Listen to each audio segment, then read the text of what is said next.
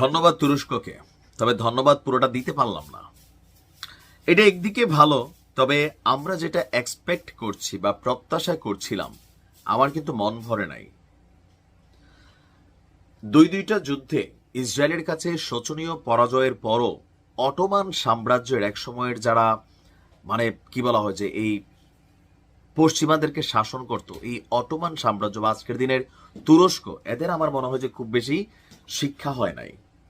আপনারা জানেন যে ইসরায়েল এই নগরীটার উৎপত্তির ইতিহাসের সাথে আরবদের সাথে দুইটা বড় যুদ্ধ সংঘটিত হয়েছে। এর মধ্যে অটোমানরাও জড়িত ছিল, মানে তুরস্ক ছিল, কিন্তু দোনোটা যুদ্ধে আরবদের সাথে বিজয় অর্জন করেছিল ইসরায়েল। কেন?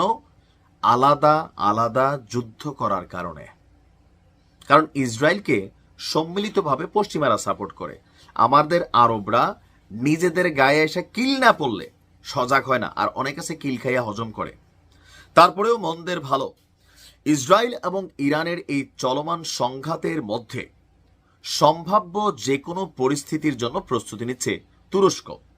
তুরস্ক ইরানের পক্ষে গিয়া মাঠে নেমে যুদ্ধ করবে এরকম কিন্তু কিছু না। বিষয়টা আবারও ক্লিয়ার করি, তারা হচ্ছে কি যে তাদের উপর ইসরায়েল কোনো অভিযান চালায় কিনা।